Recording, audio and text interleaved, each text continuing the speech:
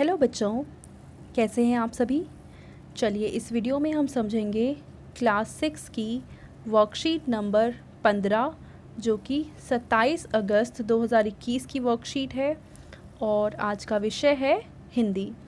तो चलिए शुरू करते हैं। प्यारे बच्चों, आज हम लेखिका कृष्णा सोबती द्वारा लिखा संस्मरण बचपन के अगले भाग को पढ़ने जा रहे हैं, जिसमें हम उनकी खाने पीने की आदतों के बारे में जानेंगे। तो चलिए शुरू करते हैं। याद रहे, उन दिनों कुछ घरों में ग्रामोफोन थे, रेडियो और टेलीविज़न नहीं थे। यानी जब इन्होंने अपनी जीवन व्यतीत किया था उस वक्त ग्रामोफोन का चलन था, जबकि रेडियो और टेलीविज़न नहीं होते थे और ग्रामोफोन भी कुछ घरों में ही हुआ करता था। हमारे बचपन की कुल्फ़ी आइसक्रीम हो गई है, यानी उस समय इनको कुल्फ़ी कहा जाता था और अब कहा जाता है आइसक्रीम। कचौड़ी समोसा पेटीज़ में बदल गया है। शहतूत और फालसे और खसखस के शरबत कोक पेप्सी में बदल चुके हैं। उन दिनों कोक नहीं, लेमनेड विमटो मिलती थी, यानी जैसे आज कोक मिलती है उस समय लेमनेड और विमटो मिला करती थी। शिमला और नई दिल्ली में बड़े हुए बच्चों को वैंगर्स और डेविको रेस्टोरों की चॉकलेट और पेस्ट्री मज़ा देने वाली होती। हम भाई बहनों की ड्यूटी लगती शिमला मॉल से ब्राउन ब्रेड लाने की। हमारा घर मॉल से ज़्यादा दूर नहीं था। एक छोटी सी चढ़ाई और गिरजा मैदान पहुंच जाते। वहां से एक उतराई उतरते और मॉल पर कन्फेक्शनरी काउंटर पर तरह तरह की पेस्ट्री और चॉकलेट की खुशबू मन भावनी होती थी। हमें हफ्ते में एक बार चॉकलेट खरीदने की छूट थी। सबसे ज़्यादा मेरे पास ही चॉकलेट टॉफ़ी का स्टॉक रहता। मैं चॉकलेट लेकर खड़े खड़े कभी ना खाती, घर लौटकर साइड बोर्ड पर रख देती और रात के खाने के बाद बिस्तर में लेटकर मज़ा ले लेकर खाती। तो ये लेखिका ने बताया कि वो अपने बचपन में क्या क्या करती थी और किन किन चीज़ों को ये खाती थी।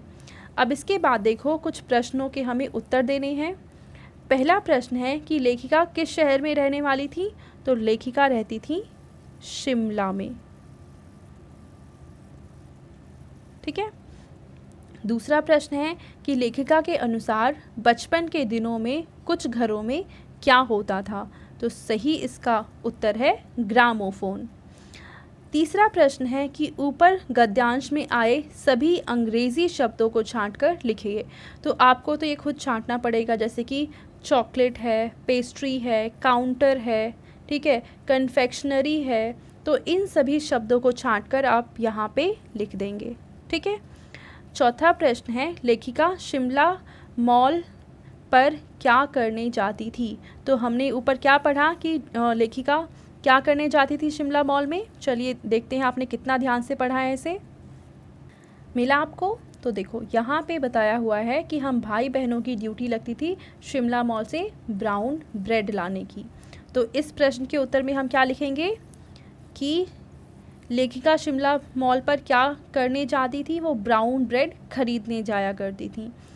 पांचवा प्रश्न है अपनी चॉकलेट लेखिका कब और कैसे खाती थी। तो इसका उत्तर हम क्या लिखेंगे, चलिए देखते हैं। तो देखिए, जो लेखिका हैं वो रात के समय बिस्तर पर लेटकर अपनी चॉकलेट खाया करती थी। ठीक है।